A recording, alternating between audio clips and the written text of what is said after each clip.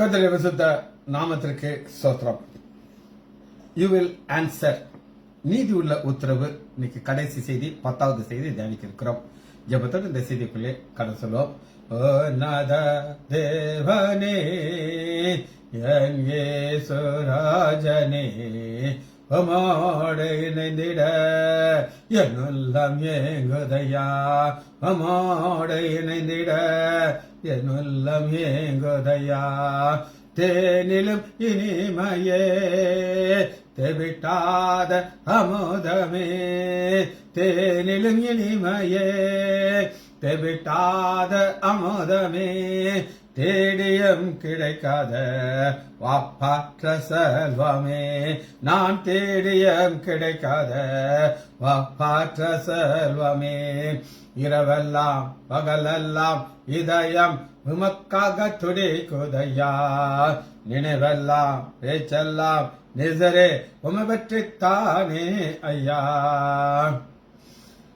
பேரேன்ப நதியிலே ஓய்வேந்து மூழ்கனாம், பேரேன்ப கடலிலே ஓய்வேந்து மூழ்கனாம், துதித்து மகிழனாம், தூயோனாய் வாழனாம், உம்மை துதித்து மகிழனாம், தூயோனாய் வாழனாம். மறுரூபமாக்கிடும் மகிமையின் மேகமே, மறுரூபமாக்கிடும் மகிமையின் மேகமே, அமுக சாயலை உருவாக்கும் தெய்வமே, அமுக சாயலை உருவாக்கும் தெய்வமே. ஐயா உம் நிழலிலே ஆனந்த பரவசம், ஐயா உம் நிழலிலே ஆனந்த பரவசம், அளவிலா பேரின்பம் ஆரோக்கியம் அதிசயம், அளவிலா பேரின்பம் ஆரோக்கியம் அதிசயம். இரவெல்லாம் பகலெல்லாம் இதயம் உமக்காக துடிக்குதையா, நினைவெல்லாம் பேச்செல்லாம் நேசரே உம்மை பற்றித்தானே ஐயா. இயேசுவின் நாமத்தினால் ஜெபங்களை பிதாவே, ஆமென். கர்த்தருடைய பரிசுத்த நாமத்திற்கு ஸ்தோத்திரம். Arokiaraj praise the Lord, Leela praise the Lord, Nagaratnam Ammal praise the Lord. தொடர் செய்தியில இன்னைக்கு கடைசி செய்தி, 10வது செய்தி, நீதி உள்ள உத்தரவு. இதனுடைய திறவுகோல் வார்த்தை எங்க நம்ம எடுத்து வாசிக்கிறோம் அப்படின்னு கேட்டீங்கன்னா, சங்கீதம் 65வது அதிகாரம் 8வது வசனம். சங்கீதம் 65:8, 65:5.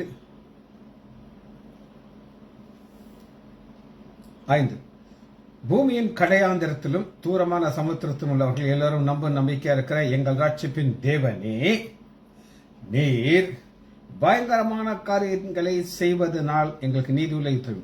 பயங்கரமான காரியத்தை செய்கிறதுனா, செங்கடல் 2 பிளந்தது, ஆண்டோடைய பிள்ளைகள் வெளியே வந்தாங்க, பார்வோன் கூட்டமும் உள்ள போயிடுச்சு. அது ஒரு பயங்கரமான காரியம்.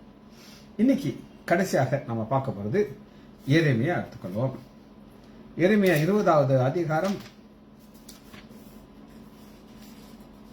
11வது வசனம். 20:13. கர்த்தரோ பயங்கரமான பராக்கிரசாலியாய் என்னோடு இருக்கிறார், ஆகையால் என்னை துன்பப்படுத்துகிறவர்கள் மேற்கொள்ளாமல் இடறுவார்கள், தங்கள் காரியங்கள் வாய்க்காதபடினாலே மிகவும் வெட்கப்படுவார்கள், மறக்கப்படாத நித்திய லட்சியம் அவர்கள்.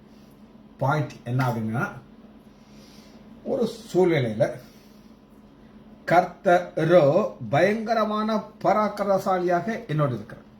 இதாங்க இந்த சூழ்நிலை என்ன அப்படின்னு நீங்க கேட்டீங்கன்னா, எரேமியாவுடைய வாழ்க்கை எப்படி ஆரம்பிக்கிறார் அப்படின்னு கேட்டீங்கன்னா, 1வது அதிகாரம்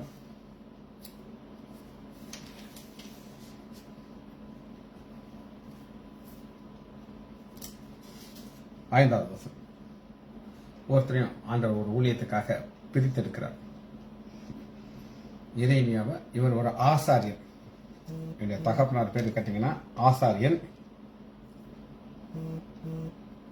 1வது அதிகாரம் 1வது வசனம். பென்னியமீன் தேசத்தில் உள்ள ஆனோத்தோத் ஊரில் உள்ள ஆசாரியர்களில் ஒருவனாகிய இல்கம். ஆசாரியன் அப்படின்னா என்ன அர்த்தம் அப்படின்னு கேட்டீங்கன்னா, தேவாலயத்துக்கு போகணும், பலி செலுத்தப்படும், பலி செலுத்தப்படும் போது பாதி தகனிச்சிருவாங்க ஆண்டவருக்கு, மீதியெல்லாம் இவங்களுக்கு வந்துடும். பெஸ்ட் ஃபுட் வந்துடும் வீட்டுக்கு. நான்வெஜ் பணியாரம் கிடைக்கும்.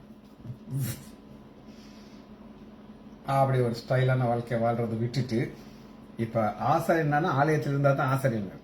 இவர் ஆண்டவர் தீர்க்கதரிசியை அழைக்கிறார். அழைக்கும் போது என்ன சொல்கிறார்னா, நான் உன்னை பிரித்தெடுத்திருக்கிறாரு. அப்பொழுது நான் கர்த்தராகிய ஆண்டவரே, இதோ நான் பேச அறியாத சிறு பிள்ளையாக இருக்கிறேன். குட்டி பேபி கிடையாது.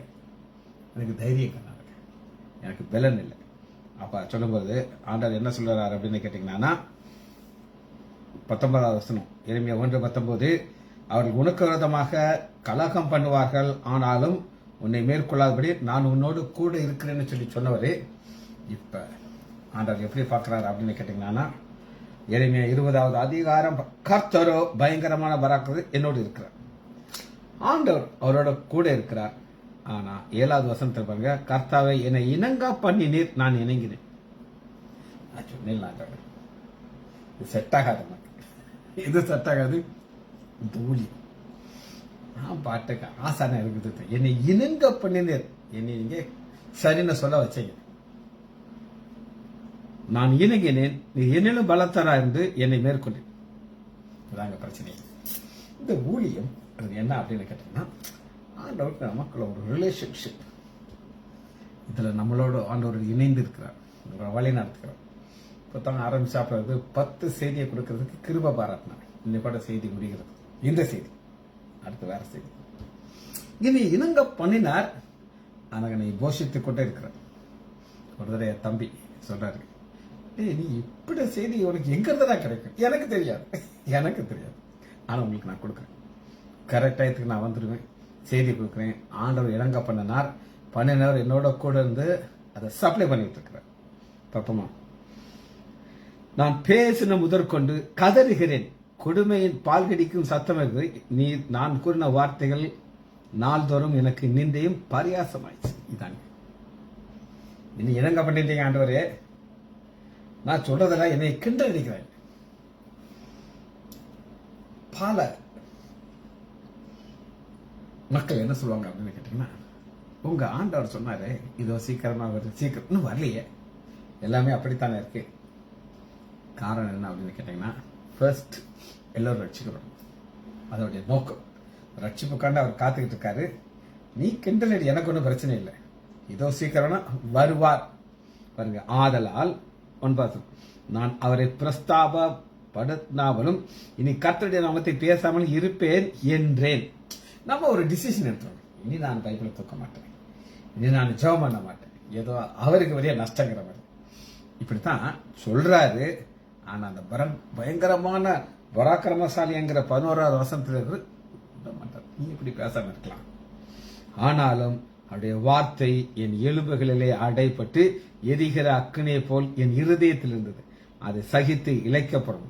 எனக்கு பொறுக்க கூடாமல் ஆயிடுச்சு. பிரச்சனை, ஆண்டவர் வல்லமையானவர், அது சந்தேகம் இல்லை. உன்னத தேவன், அவரால் செய்ய முடியாத காரியம் இல்லை. ஆனா அவர் பாதை வழியை கொண்டு போவார். பாதையில கஷ்டங்கள் இருக்கும், வேதனைகள் இருக்கும், எல்லாம் இருக்கும். ஆனாலும் அவர் நம்மளோட கூட இருப்பார், அதுல சந்தேகம். ஒவ்வொருத்தருடைய வாழ்க்கையிலும் ஒரு பர்டிகுலர் ஒரு டர்ன் இருக்கும். அந்த டர்ன் எடுக்கும்போது நமக்கு ஏன் இப்படி ஒரு பிரச்சனை வந்துச்சு அப்படின்னு நினைக்கும். என் வாழ்க்கையில ஆண்டவர் கழுகு தன் கூட்டை கலைக்கிறது போல கலைச்சார். நான் ஜாலியா இருந்தேன். ஜாலியான பாவ வாழ்க்கையில ஜாலி. ஆனா கலைச்சனால இன்னைக்கு நீ பறக்க வச்சிட்டார். அவர் கூட இருப்பாரு. ஆனா அந்த கலைக்கும் போது கொஞ்சம் கஷ்டமா இருக்கும், வேதனை. 10வது, அநேகர் சொல்லும் அவதூறை கேட்டேன், பயங்கரம் சூழ்ந்திருக்கிறது, அறிவிங்கள், அப்பொழுது நான் அதை அறிவிப்பேன் என்றார்கள். என்னோட சமாதானமாக இருந்த அனைவரும் நான் தவறி விழும்படிக்கு காத்திருந்து இதாங்க கிறிஸ்தவ வாழ்க்கையில 1000 கண்கள் உங்களை பார்த்துக்கிட்டு இருக்கும். நீங்க என்ன செய்யறீங்கன்னு நியூஸ் வந்துகிட்டே இருக்கும். சந்தேகம் 100% வரும். எனக்கு ஒரு பாப்பா வேலைக்கு பாவம் வீட்டில் உட்காந்து நியூஸ் எங்க வீட்டு ஆஸ்பத்திரிக்கு வந்துருச்சு வரும். ஏன்னா எல்லாருடைய கண்கள் உங்க மேலதான் உட்காந்துட்டு. ஒருவேளை இணங்குவான், அப்பொழுது அவனை மேற்கொள்ளும், அவனுடைய குரோதத்தை தீர்ப்போம் என்றார்கள். இதெல்லாம் ஒரு பக்கம் காதல் நியூஸ் வந்துகிட்டு இருக்கு. ஆனா அதே நேரத்தில் ஒரு காரியத்துக்கு ஒரு எழுப்பார்கள். கர்த்தரோ பயங்கரமான பராக்காசுவை என்னோடு இருக்கிறார். Present continuous tense. அதனால அவங்களுக்கு நித்திய சொல்றேன். இந்த பேசிக் கான்செப்டை நீங்க தெரிஞ்சாதான் இந்த வசனத்துக்கு நம்ம போக முடியும். சரி, இது தாவீது இதை எப்படி புரிந்து கொண்டார்? ஒவ்வொருத்தருடைய கண்களும் வேற மாதிரி பார்க்கணும். சங்கீதம் 47வது அதிகாரம் 2வது வசனம். உன்னதமானவராகிய கர்த்தர் பயங்கரமானவரும் பூமியின் மீது மகத்துவமான ராஜாவும் இருக்கிறார். 2 காரியம். அவர் பயங்கரமானவர். ஒரு தானியல் அக்னி சூளையில போடுறதுக்கு எல்லாம் ரெடி ஆயிடுச்சு. ஆண்டவர் பார்க்கிறார். ஏன் பிள்ளைய நீ தூக்கி போடுவியா? போடு, நான் இருக்கல கூட காப்பாத்துறதுக்கு. இது அவர் பயங்கரமான காரியத்தை சில காரியம் அனுமதிப்பார். சிங்க கோவில போடுறதுக்கு முன்னாடி தானியலுக்கு எப்படி இருக்கும்? குஷியா வந்தது தெரியாது. ஏன்டா என்னை சிங்கம் அடிச்சு கண்ணு தின்னு விடும். ஆனாலும் அவர் ஆண்டவர் பாதுகாத்தார். காரணம் அவர் பயங்கரமான பராக்கிரமசாலி இருந்து. முதல் வசனம் 47:1 சங்கீதம். சகல ஜனங்களை கை கொட்டி தேவனுக்கு முன்பாக கம்பீரமா. எருமையுடைய பார்வை வேற, தாவீதுடைய பார்வை. தாவீது கஷ்டம் இருந்துச்சா? பயங்கரமான கஷ்டம். வீட்டுல கஷ்டம். மாமனார் வீட்டுல ஈட்டோடு தான் இருப்பாரு. சல்லுன்னு குத்துறது ரெடியா இருப்பார். தூங்குனா தூக்கிட்டு வர்றதுக்கு ஆர்டர் வருது. நிம்மதியா தூங்க முடியாது. மகன் அப்சுலம் எப்ப கலகம் பண்ணாலும் தெரியாது. பல ஆங்கிள் அவருக்கு பிரச்சனை. காட்டுல விரட்டி விரட்டி விரட்டி விரட்டி போய்கிட்டே இருப்பாரு. எல்லாமே இருந்துச்சு, கஷ்டங்கள் இருந்துச்சு. எரேமியாவுக்கு மட்டும் கிடையாது, இவருக்கு இருந்துச்சு. ஆனா அவர் ஜனத்தை பத்தி சொல்றாரு. கை கொட்டி தேவனுக்கு கம்பித்த ஆரம்பிக்குது. 3 ஜனங்களை நமக்கு வசப்படுத்தி ஜாதிகளை நம்முடைய பாதங்களுக்கு கீழ்படுத்துவார். நம்முடைய பாதம் ஏன் நம்முடைய பாதத்திற்கு கீழ்படுத்தணும் அப்படின்னு கேட்டீங்கன்னா, அவர் வல்லமையில் சொல்லி எதிரிகள் புரிந்து கொள்ளும். ஆண்டோடைய உடன்படிக்கை பெட்டி பெலிஸ்தருடைய கையில சிக்கிடுச்சு. தாகோன் ஆலயத்துக்குள்ள வந்துருச்சு. ஆண்டவர் பார்த்துக்கிட்டே இருக்காரு. குவைட்டா இருப்பாரு. அவருக்கு டைமிங் தெரியும். உள்ள வையே, அப்புறம் நான் பார்த்துக்கிறேன். இவ்வளவு நாள் இஸ்ரேல் தேசத்துல தான் என்னுடைய பவர் இல்லை. இப்போ இடத்துலயும் நான் பயங்கரமான பராக்கிரம உனக்கு நான் காட்டுவேன். நைட்ல திறந்து பார்த்தானா தாகோன் கீழே கிடக்குறாரு.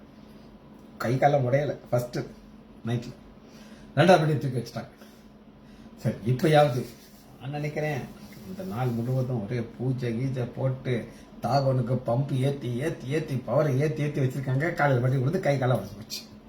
காரணம், ஜனங்களை நமக்கு வசூலுக்கு நம்முடைய பாதத்துக்கு கொண்டு தமக்கு பிரியமான யாக்கோபின் சிறப்பான தேசத்தை நமக்கு சுதந்திரமாக தெரிந்தளிப்பார். யாருக்கு தெரிந்தளிப்பார்? அவர் இப்படி பார்க்கணும். பயந்து பயந்து கிடையாது. ஆடிக்கிட்டு கூடாது. தைரியம் அளிக்கணும். தேவனை ஆர்ப்பரிப்போடும் கர்த்தர் எக்கால சத்தத்துடன் உயர்ந்து எழுந்தருளினார். பாருங்க, அவர் மகா உன்னதமானவர்.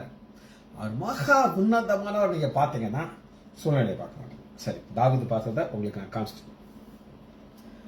66வது அதிகாரம் 5வது வசனத்துல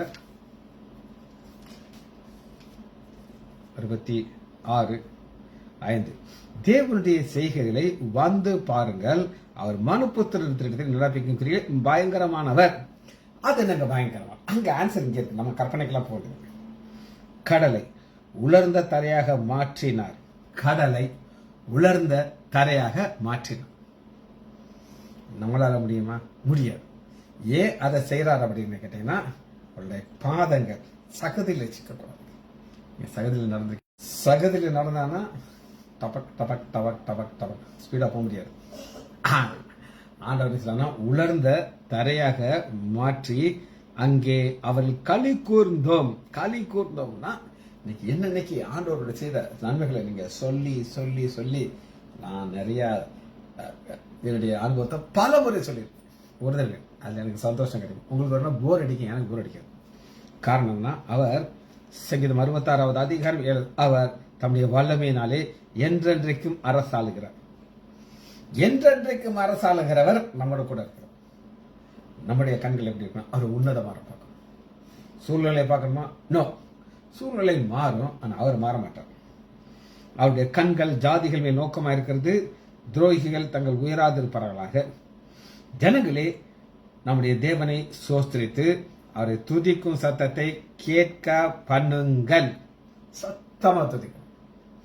ஒரு தடவை நான் தூத்துக்குடிக்கு எல்லாம் பையன் மச்சாங்க உயிரோடு இருக்க என்னை அவருடைய ஃபேக்ட்ரிக்கெலாம் சுற்றி காமிச்சிட்டு ஹோட்டலில் சாப்பிட்டுட்டு அங்கே போகிறோம். அப்போ எனக்கு ஒரே சந்தோஷமா இருந்துச்சு. நான் கொஞ்சம் சத்தமாக ஆண்டவர் துதிச்சுக்கிட்டு இருந்தேன். ஒரு ஆள் வந்தார். இப்படி சத்தமாலாம் நீங்கள் ஜெபம் பண்ணக்கூடாது, சத்தமாக பாட்டு பாடக்கூடாது. அந்த அளவுக்கு பிடிக்கல. ஆனால் வசனம் என்ன சொல்லுது?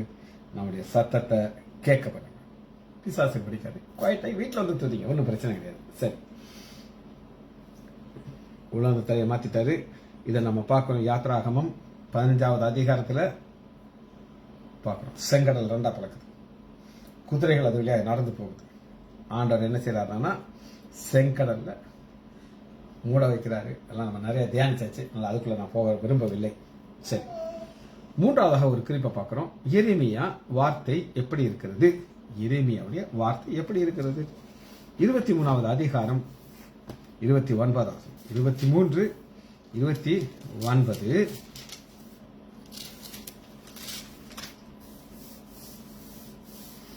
என் வார்த்தை பவரை காட்ட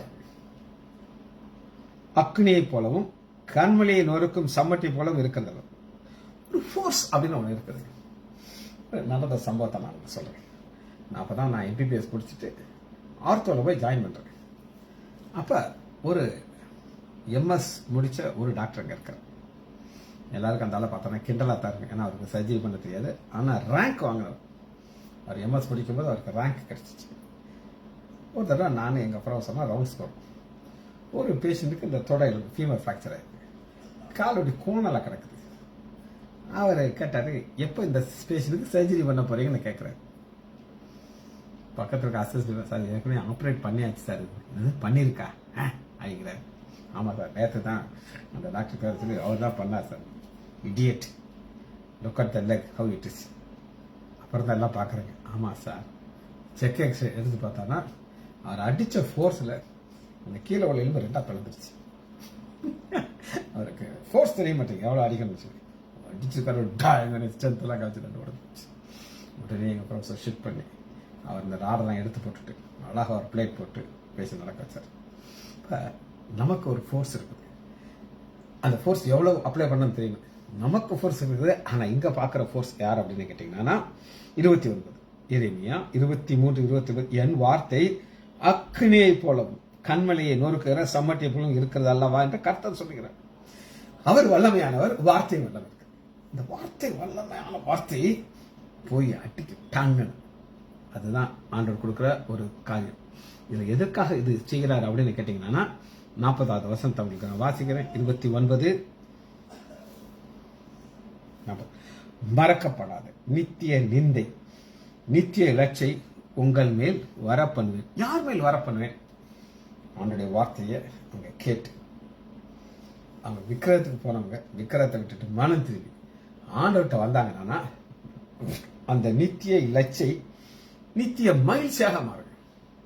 இந்த நித்திய மகிழ்ச்சியாக அது எப்படி மாறும் அப்படின்னு கேட்டீங்கன்னா எரேமியா 33வது அதிகாரம் எடுத்துக்கொள்ளணும்.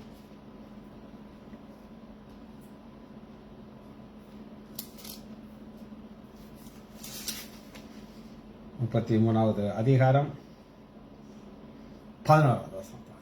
இது அந்த சம்மட்டி போய் அடி டாகான்னு அடிக்குது. வார்த்தை அக்கனியா போகுது. என்ன நடக்கும்? இன்னும் களிப்பின் சத்தத்தையும் மகிழ்ச்சி சத்தத்தையும் மணவாளன் சத்தம் மணவாட்டின் சத்தத்தையும் சேனைகளின் கர்த்தர் துதியுங்க. கர்த்தர் நல்ல அவர் கிருபை என்று சொல்லுகிற சத்தம். இந்த சத்தங்கிறது எங்க இருதயத்தை திறந்து பாருங்க. அது ஒரு அருமையான உதாரணத்தை காட்டுறது. களிப்பின் சத்தம். உங்களுக்கு ஒரு பெரிய ஒரு ஆசீர்வாதம் கிடைச்சிச்சுன்னா என்னைய மாதிரி உங்களுக்கு எனக்கு கூப்பிட்டு உங்களுக்கு தெரியுமா அப்படின்னு காய்ச்சி ஆண்டவர் செஞ்சு கொடுத்தாருங்க. நினைக்கவே இல்லைங்க நாங்கள் எப்படி நடக்கணும் சொல்லி நீங்க சொல்லிக்கிட்டே இருக்கீங்க. அதுக்குதான் கலிப்பின் சத்தம். இரண்டாவது மகிழ்ச்சியின் சத்தம். இந்த கலிப்பு மகிழ்ச்சியாக மாறுங்க. ஆப்போசிட் முறுமுறுக்கிறது. எல்லாத்துக்கும் முறுமுறுக்கிறது நமக்கு நல்லா தெரியும். கவலையின் சத்தம் நம்ம வாயிலிருந்து வெளியே வரும். ஆனா அந்த சத்தம் இல்ல, சம்மட்டி அடிச்சனா இந்த சத்தம் வரணும். மணவாளனின் சத்தம், மணவாட்டியின் சத்தம். கல்யாணம் ஆன உடனே பயங்கர அன்பு இருக்கும். என்னுடைய சொந்தக்காரர் ஒரு பொண்ணு கல்யாணம் ஆச்சு. இதுல மக்களோட அந்த திருமணம் முடிஞ்சிச்சு. நடந்தது என்னன்னா, ஒரு வாரத்துல அந்த பொண்ணு சொல்றான், என் மாப்பிள்ள சிசர் செத்தார். எங்க கல்யாண போட்டோல எங்க 2 பேரும் நடுவில் கட் பண்ணிட்டார். எல்லா போட்டோவையும் பாதி ஆக்கிட்டார். அதாவது இந்த பொண்ணை நான் டைவர்ஸ் பண்ண முடியாது, பெரிய வசதியான பிள்ளைக்கு நான் எடுத்துட்டேன், என்னால முடிஞ்சது விட்டு போட்டுட்டேன்.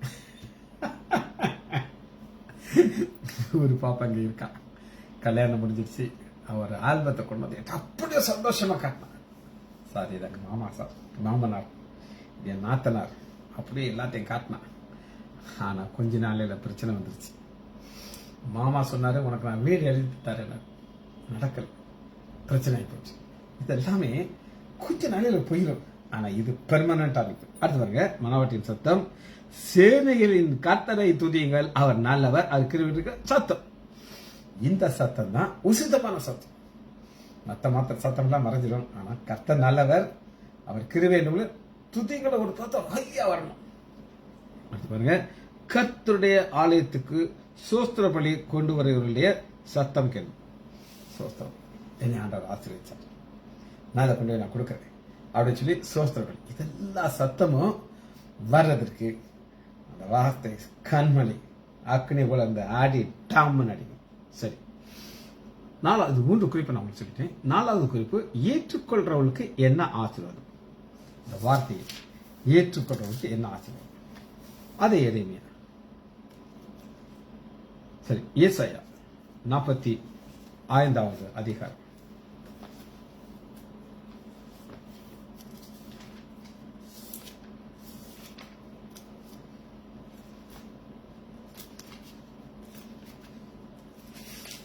ஏசாயா 45வது அதிகாரம் 17வது வசனம்.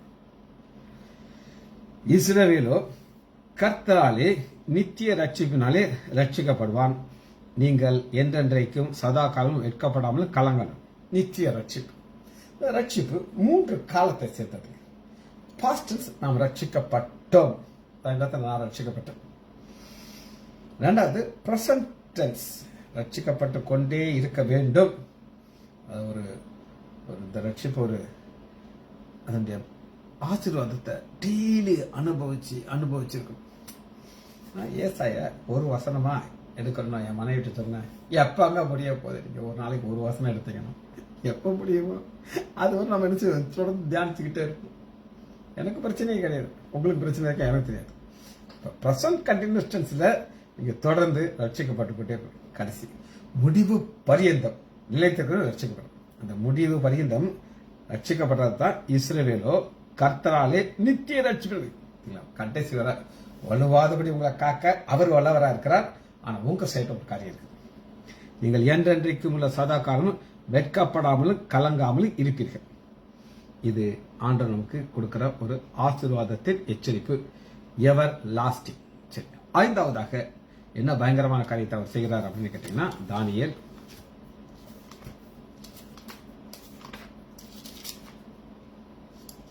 12வது அதிகாரம் 2வது வசனம். தானியேல் 12:2. நம்ம எவர் லாஸ்டிங்ல எங்க போயிரோம்னா வாசிப்போம். தானியேல் 12, பூமியின் தூளிலே நித்திரை பண்ணுகிறார்களே அநேகரிலே சிலர் நித்திய ஜீவன். முடிவு பரியந்தம் நிலைத்திருக்கிறவர்கள் ஆண்டவர்கள் நித்திய ஜீவன் இருக்கிறார். இந்த பூமியில வாழ்ற வாழ்க்கை ஒரு வாழ்க்கை, ஆனா அது நித்திய வாழ்க்கை கிடையாது. சிலர் நித்திய நிந்தைக்கும் இழற்சிக்கும் விழித்து எழும்பரிசுவார்கள். ஞானவான்கள் 3வது சமயம் எந்திரிக்கிறவர்கள ஞானவான்களை ஆண்டவர் பார்க்கிறார். யாரனா ஆகாயத்து மண்டல ஒளிகளும் அநேகரை நீதிக்குட்படுத்தவர்களை நட்சத்திர போல எண்ணத்தைக்குள்ள சாதாரண படுத்திக்கிறது. உங்களுக்கு இந்த ஒரு சாட்சியை சொல்லியிருக்கேன், ஆனால் ரொம்ப நாள் ஆச்சு. இந்த வசனத்தை நான் ரவுண்ட்ஸ் போகும்போது சொன்னேன். ஒரு ஹோமியோ ஒரு சித்தா டாக்டர்மா ஒரு பொண்ணு இருந்துச்சு. அந்த பொண்ணுகிட்ட அதை காமிச்சேன். ஏமா இந்த சித்தி டாக்டர் பார்க்குறேன்ல, ஒரு நாள் நான் மரணம் அடையும், எனக்கு என்னுடைய மரணத்துக்கு அப்புறம் என்னைய நான் எழுந்திரிச்சு போய் ஆண்டவனை இந்த மாதிரி நித்திய ஒரு ஸ்டார் மாதிரி என்னை வச்சிருவாரு. ஏன்னா நான் ஒரு சிலர் ஆண்டவர்களை வழி நடத்துறேன் அப்படின்னு சொன்னேன். இந்த வசனத்தை கேட்டு அவளுக்கு அப்படி ஒரு சந்தோஷம். ஒரு பைபிள் மார்க் பண்ணி கொடுத்துட்டேன். ஒரு 6 மாதம் கழிச்சு அந்த பொண்ணு ஃபோனில் கூப்பிட்றான். சார், இந்த வசனத்தை நான் வாசிச்சு நான் ஆண்டவராக இயேசு கிறிஸ்துவை ஏற்றுக்கிட்டேன். டாக்டருக்கு எவ்வளோ ஒரு நிச்சயத்தோடு இந்த வாழ்க்கையை வாழ்றாரு அப்படின்னு சொல்லி அப்புறம் நான் ஞானஸ்தானம் எடுத்தேன் சார்னு சொன்னேன். அதுக்கப்புறம் அந்த பொண்ணை நான் கான்டாக்ட் பண்ணேன்.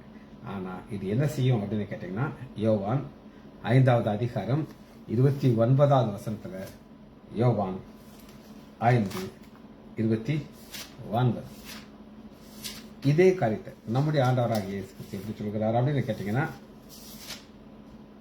அப்பொழுது நன்மை செய்தவர்கள் ஜீவனை அடையும்படி எழுந்திருப்பார்கள், தீமை செய்தவர்கள் ஆக்கினை அடையும்படி எழுந்திருப்பார்கள், எழுந்திருத்து புறப்படுவார்கள். காரணம் என்னன்னா, முடிவில் 2 டிவைட் ஆகும். ஒரு கூட்டம் ஆண்டோடைய வார்த்தையை கேட்டாங்க, அவங்களுடைய ஆசீர்வாதம் இது. 6வதாக ஒரு ப்ராமிஸை கொடுத்து பார்க்கிறோம். அது எரேமியா 1வது அதிகாரம் 19வது வசனம். எரேமியா 1:19. அவர்கள் உனக்கு விரோதமாக யுத்தம் பண்ணுவார்கள், ஆனாலும் உன்னை மேற்கொள்ள மாட்டார்கள். உன்னை ரட்சிக்கும்படி நான் உன்னுடனே கூட இருக்கிறேன் என்று கர்த்தர் சொல்லுகிறோம். ரட்சிக்கும்படி இது என்ன ரட்சிப்பு அப்படின்னு கேட்டீங்கன்னா, யூதர்களிலிருந்து ரட்சிப்பு. வாசிப்போம். இதை நீங்க புரிந்து கொள்வதற்கு ஆண்டவர் இவர் எப்படி மாற்ற போகிறார் அப்படின்னு கேட்டீங்கன்னா, 15வது அதிகாரம் 20வது வசனம்.